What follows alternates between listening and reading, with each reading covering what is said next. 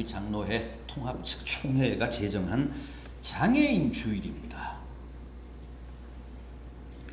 또 금주 수요일 20일은 우리 정부가 지난 1981년에 제정한 장애인의 날입니다.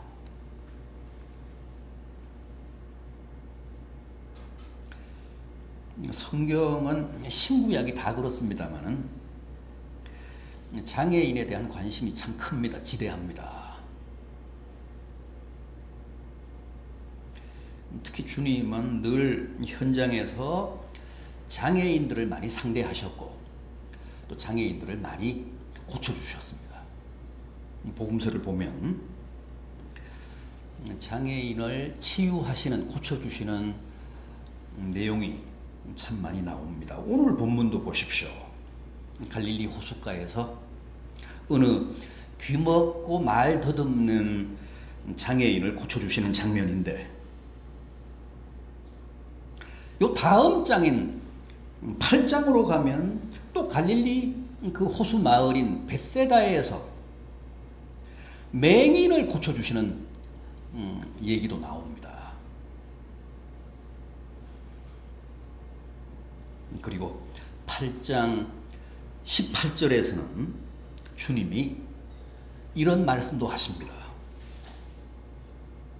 너희가 눈이 있어도 보지 못하며 귀가 있어도 듣지 못하는도다.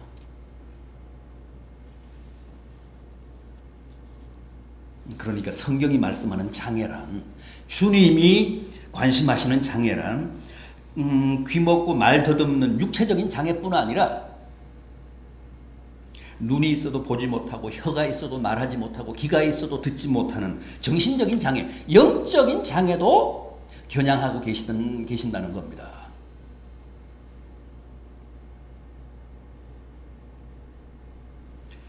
여러분, 누가 장애인일까요?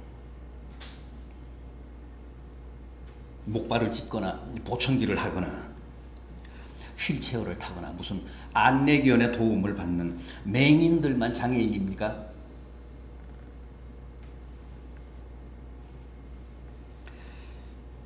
그런 육체적인 장애보다도 오히려 정신적인 장애, 영적인 장애를 가진 사람들이 더 심각한 장애인 아닙니까?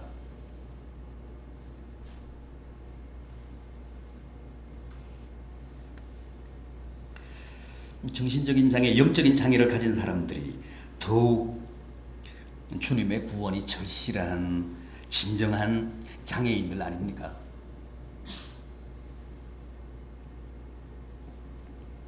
요즘은 정신적인 장애, 영적인 장애가 갈수록 폭발적으로 늘고 있습니다. 겉으로 보면 다 멀쩡하죠. 다 그럴듯합니다.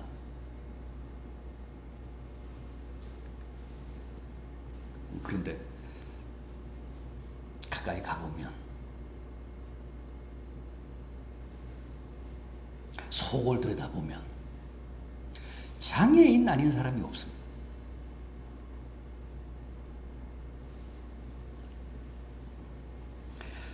장애가 없는 사람이 없습니다. 남이 모르는, 나만 아는 장애, 내 가족들만 아는 육체적인 장애,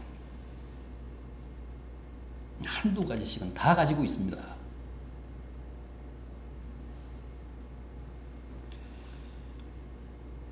그런데 그보다 더 심각한 정신적인 장애, 영적인 장애는 말할 것도 없습니다. 요즘은 가정들도 다 장애를 겪고 있습니다. 정말 절룩거리지 않는 가정이 없습니다. 비틀거리지 않는 가정들이 없습니다. 흔들리지 않는 가정들이 없습니다. 제 눈에는 온전한 가정들이 없습니다. 다 장애입니다.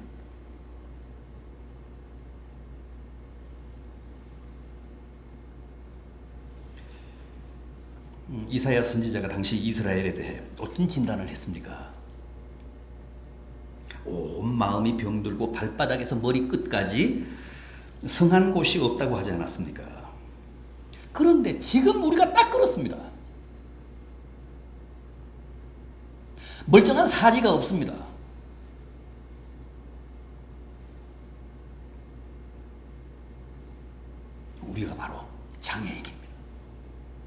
우리가 다 중증입니다.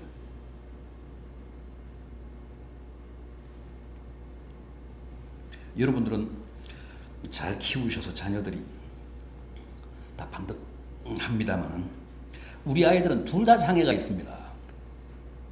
예전엔 턱이 돌아갔잖아요. 그래서 심각한 이 비대칭 때문에 턱 수술까지 받았습니다. 그런데 뭐 지금도 제가 볼 때는 완전하지 않아요. 그런데 독일 가기 한 1년 전쯤에는 공황장애까지 왔습니다. 지금도 약을 먹고 있습니다. 제가 지금도 정신과에 가서 약 타다가 독일로 보내줍니다. 그게 또 뭐 또 전달이 안 되고 최근에는 또 돌아오기도 하고 그랬습니다. 정신과 약이라. 예리도 그렇잖아요. 얼마 전에 독일 간 예리도 틱이 있어요. 그것도 정신과 장애잖아요.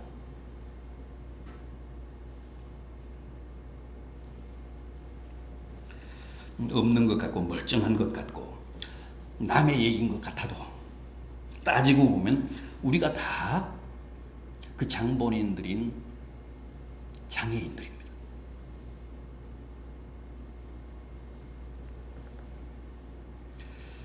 따라서 장애인을 온전케 하신 주님이 오늘 우리의 눈과 귀도 열리게 하시고 혀도 풀어주시는 그런 치유의 역사가 있기를 간절히 바람하지 않습니다. 우리의 정신적인 장애, 영적인 장애까지도 다 온전케 하시는 은혜가 꼭 나타나기를 간절히 기대합니다. 자, 그럼 이제 주님이 귀멀고 말도 듣는 장애인을 구체적으로 어떻게 고쳐주셨는지 한번 확인해 보겠습니다. 우선 주님이 이 장애인을 따로 데리고 가셨다고 합니다. 제가 소개해드린 본문 33절 상반절 보십시오. 예수께서 그 사람을 따로 데리고 무리를 떠나사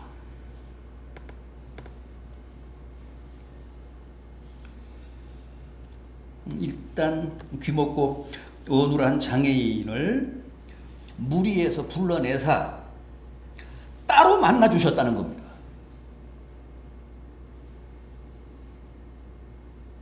주님은 언제나 이렇게 하십니다. 그리고 이것은 대단히 중요합니다. 주님은 절대 우리를 단체로 만나시지 않습니다. 일일이 개인적인 면담을 하십니다. 우리는 그걸 다 부담스러워하죠. 그런데 주님은 단체 면담은 사절이십니다.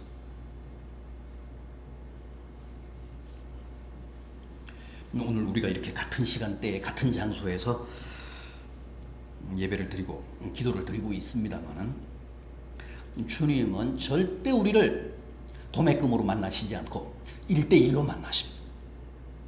다 개인적으로 상대하십니다. 사람들이 큰 교회를 선호하는 이유가 뭡니까? 사람들 사이에 슬쩍 끼어 앉았다가 사람들 사이에 묻혀서 슬쩍 빠져나갈 수 있으니까. 그 점이 편리해서 큰 교회로 몰려갑니다. 개인적으로 사적으로 1대1로 주님 만나기가 부담스러운 겁니다. 사람들한테 그냥 섞여서 적당히 예배드리고 적당히 빠져나가기를 원합니다.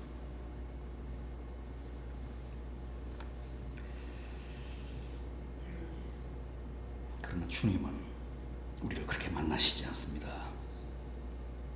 반드시 개인적으로 만나시고 또 주님을 개별적으로 만나야 나의 모든 장애를 고치시는 주님의 권능이 나타납니다.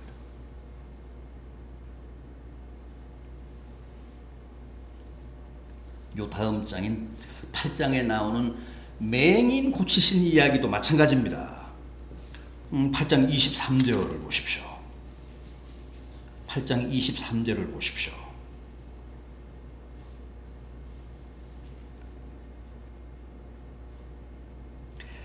예수께서 맹인의 손을 붙잡으시고 마을 밖으로 데리고 나가사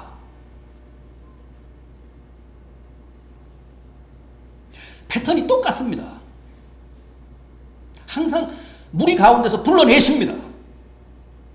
1대1로 만나십니다.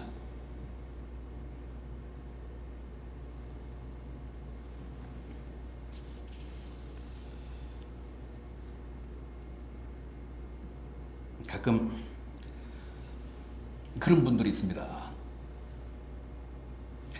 우리 집사람이 열심히 믿으니까 집사람 덕분에 저는 구원 받겠죠. 집사람 덕분에 저도 천국 가겠죠. 그런 법은 없습니다.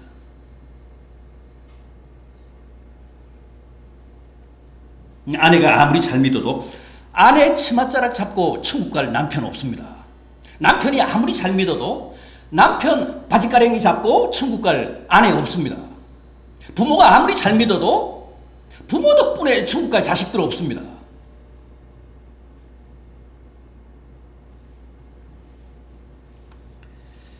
물론 부모가 잘 믿고 남편이 잘 믿고 아내가 잘 믿으면 자식들에게 남편들에게 혹은 아내들에게 좋은 신앙적인 영향은 미칠 수 있습니다.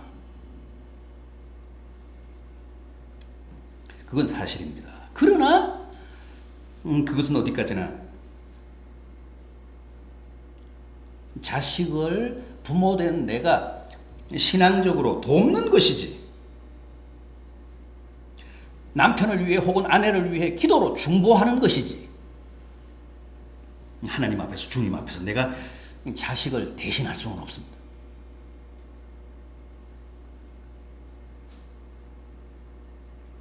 남편을 아내를 대신할 수는 없습니다.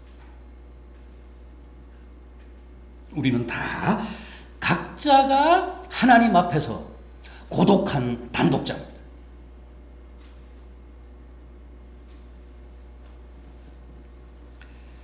따라서 궁극적으로는 모두가 따로따로 주님을 만나고 주님과 함께 마을 밖으로 나가야 하고 가장 진지하고도 엄숙한 시간을 가져야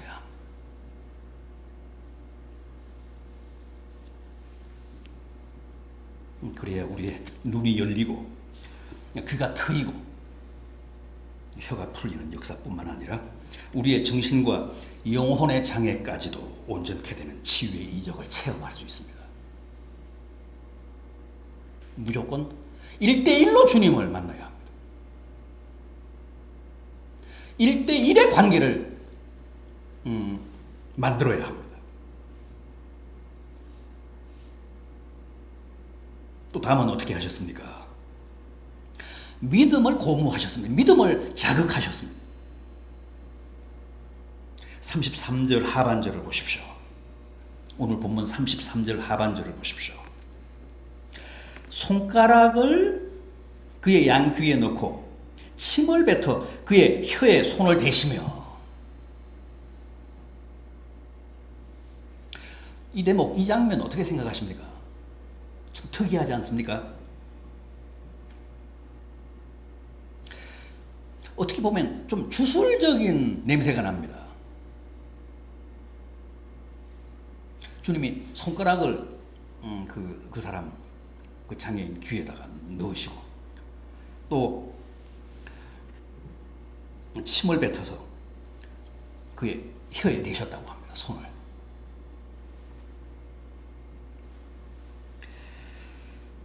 이것은 귀먹고 어눌한 장애인의 믿음을 자극하시기 위해서입니다. 믿음을 촉진시키시기 위해서였습니다.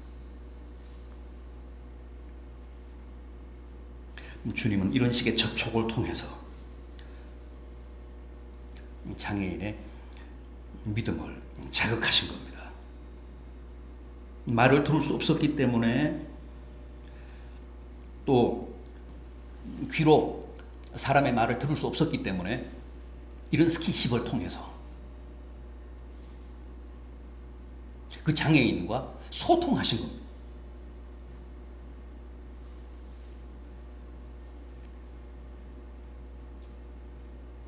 생각해 보십시오. 주님이 양귀에 손가락을 넣는 순간 그 장애인이 어떤 생각을 했을까요?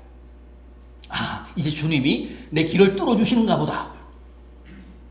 주님이 손을 그 장애인의 혀에 댔을 때, 그 장애인이 어떻게 생각했겠습니까? 아, 주님이 이제 내 맺힌 혀를 풀어주시나 보다. 그런 기대에 잔뜩 부풀지 않았겠습니까? 그렇게 주님이 접촉을 통해서 장애인의 믿음을 고무하신 겁니다. 자극하신 겁니다.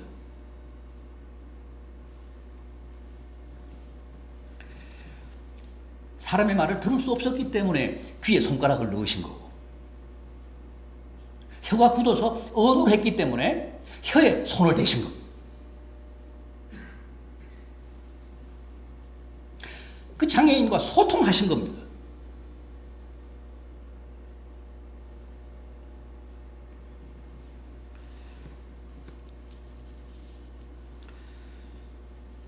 여러분, 주님이 왜 이렇게 장애인의 믿음을 자극하셨을까요? 왜 이렇게 장애인의 믿음을 고무하셨을까요? 왜 그 장애인의 믿음을 촉진시키셨을까요? 왜 주님이 그 장애인으로 하여금 믿음을 발동하게 하셨을까요?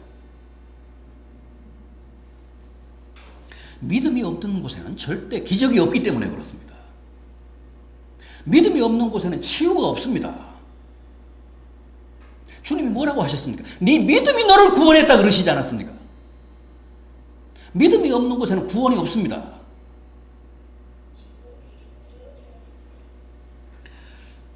그래서 이적을 베푸시기 전에 먼저 믿음을 고무시키신 겁니다. 믿음을 자극하신 겁니다.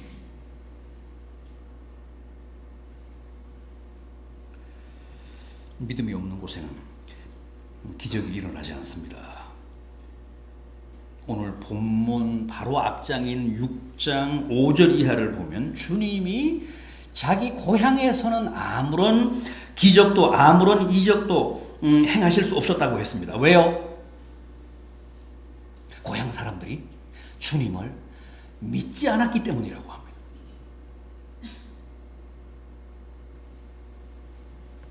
마태복음 13장 58절도 저희 믿지 않음을 인하여 거기에서는 능력을 행치 아니하시니라 그랬습니다.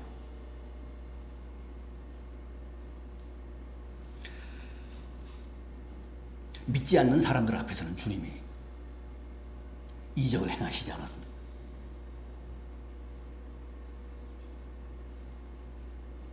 믿음이 없는 곳에는 기적도 없습니다.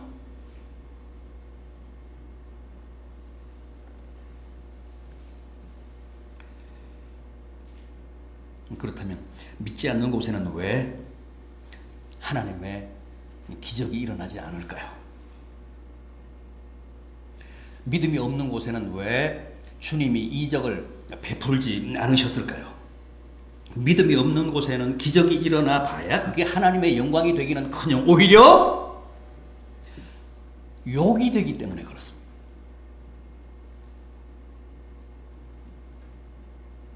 오히려 믿음이 없는 곳에서는 주님이 기적을 베풀면 그게 화가 됩니다.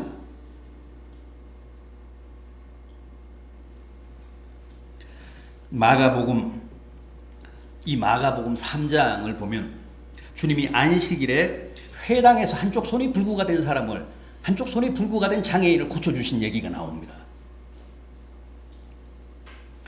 그런데 3장 6절을 보면 그 이적으로 인해서 바리새인들이 나가서 곧 헤롯 당과 함께 어떻게 하여 예수를 죽이고 의논하니라 그랬습니다. 그러니까 마가복음에 의하면 그 장애인을 고쳐주신 이적이 오히려 주님의 죽음의 최초의 동인이 됩니다.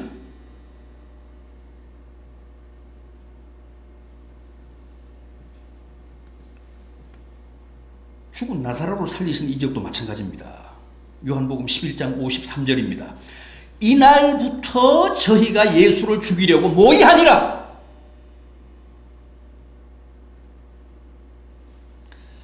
주님은 사흘 만에 부활하셨는데 나사로는 나흘 만에 죽음 가운데서 다시 살아났잖아요. 시신이 썩는 냄새가 진동했는데 주님이 그 나사로를 다시 살려주셨습니다. 얼마나 놀라운 이적이고 기적입니까? 그런데 그 사건을 보고 유대인들이 예수를 죽이려고 본격적으로 모의하기 시작했다는 거예요. 왜 그랬을까요? 믿음이 없었기 때문에 그들에게는. 믿음이 없는 곳에는 주님이 이적을 행하시면 오히려 그게 화가 되어 부메랑이 됩니다.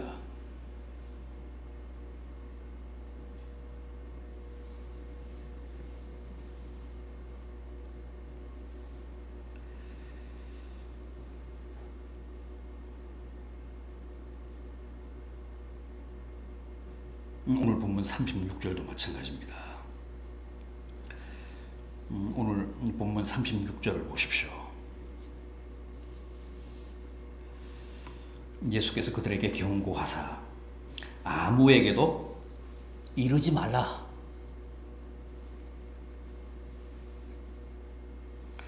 주님은 장애인들을 고쳐주시고 늘 이런 말씀을 하셨습니다. 이거 나가서 떠들지 말라. 선전하지 말라. 왜 그러셨을까? 그걸 선전하면 복음 전도에 오히려 더 도움이 되지 않을까? 우리는 그렇게 생각을 하는데 주님은 항상 이렇게 이적을 베푸시고 함구하라고 하셨습니다. 믿음이 없는 세상 사람들에게 그거 선전해봐야 도움이 안 되기 때문에 그렇습니다. 오히려 화가 되기 때문에 그렇습니다.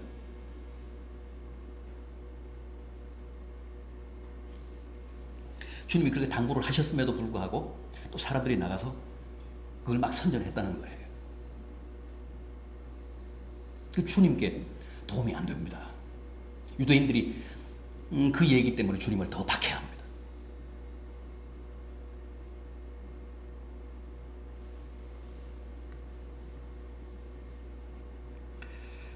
시편 40편 5절을 보면 하나님께는 기적도 많으시고 생각도 많으시다 그랬습니다. 그래서 무턱대고 기적을 베푸시지 않고 깊이 생각하셔서 덕이 되고 도움이 되고 은혜가 되고 축복이 되는 곳에만, 다시 말해서 믿음이 있는 곳에만 이적을 허락하십니다.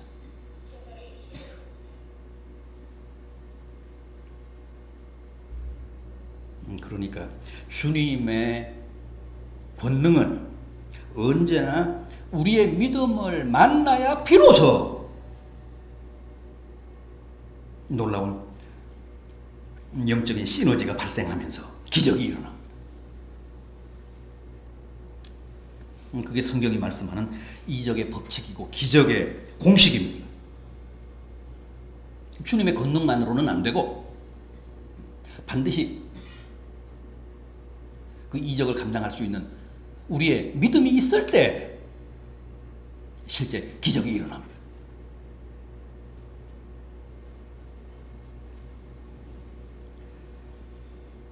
여러분, 정말 자신의 영적인 장애, 정신적인 장애, 육체적인 장애, 또 가정적인 장애 말끔하게 치유되기를 바라십니까? 꼭 믿음을 가지십시오. 믿음 없이는 절대 하나님을 기쁘시게 할 수도 없고 또 주님의 이적을 체험할 수도 없습니다. 주님은 이적도 많으시지만 생각도 깊으시기 때문에 함부로 기적을, 이적을 남발하시지 않습니다. 기적을 베풀어서 그게 하나님께 영광이 될 때, 우리에게 도움이 되고 축복이 될 때 비로소 허락하십니다. 그래서 믿음이 절대적입니다. 믿음이 있어야 합니다.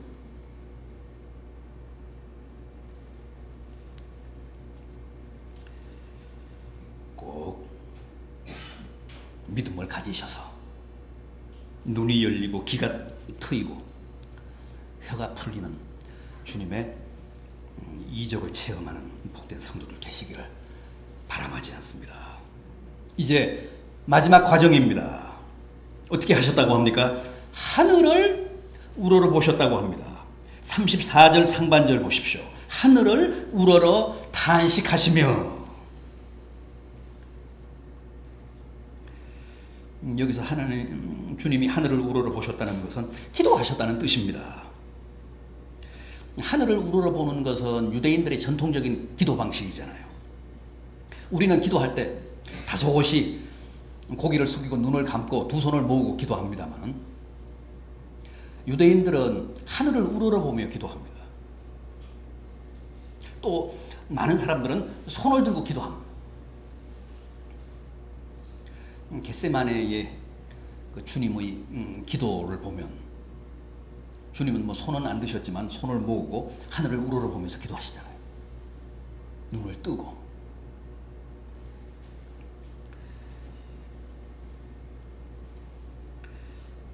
오늘 본문을 다시 한번 보십시오. 주님이 하늘을 우러러 보시며 어떻게 하셨다고 하죠? 탄식을 하셨다고 합니다. 여기 탄식이라는 말, 원어적인 의미는 불쌍한 표정을 지으며 신음소리를 내다, 그런 뜻입니다.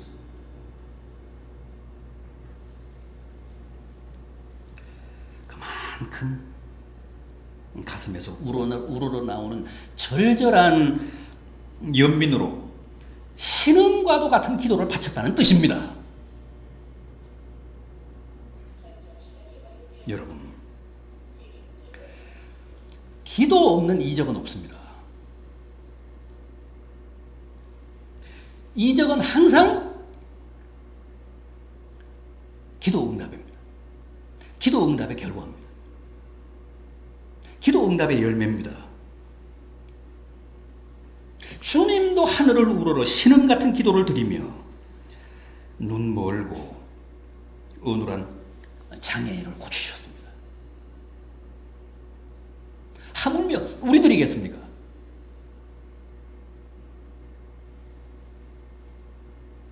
기도는 축복의 통로이자 기적의 통로입니다. 치유의 통로입니다. 하나님의 은혜, 하나님의 그 무한하신 권능이 우리에게로 전달되는 파이프라인입니다.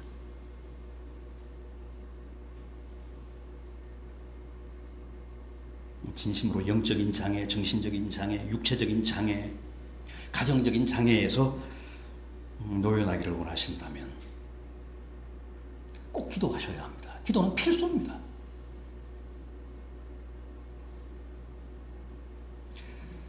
성경의 숱한 기적들 보십시오. 이적들을 보십시오. 기도 없는 이적은 한 건도 없습니다.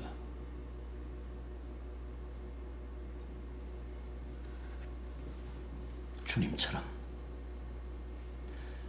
신음하듯이 기도하셔야 합니다.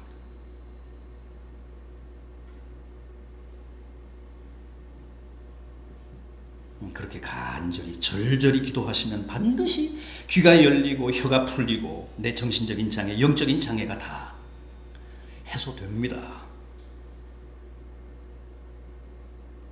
주님이 장애인 고치시다가 실패한 케이스가 있습니까? 없습니까?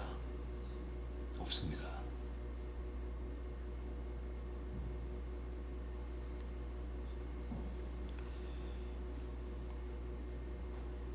보십시오. 주님이 하늘을 우러러 기도하시며 에바다 열리라 그러시자 곧 그의 귀가 열리고 혀가 풀려서 말이 분명해지고 주변에 있던 가족들과 많은 사람들이 크게 놀랐다고 합니다.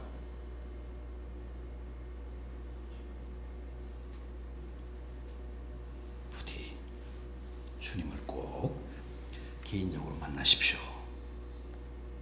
주님만이 나의 모든 장애를 일거에 해소하실 수 있다는 확신을 가지십시오. 그리고 신임 같은 절절한 기도를 드리십시오. 그래서 반드시 에바다 하시는 주님의 뜨거운 육성을 들으십시오. 그래서 모두가 영적인 장애, 정신적인 장애, 육체적인 장애를 이기시고 보다 건강하고 온전한 삶을 누리시는 복된 성도들 되시기 기도하시겠습니다.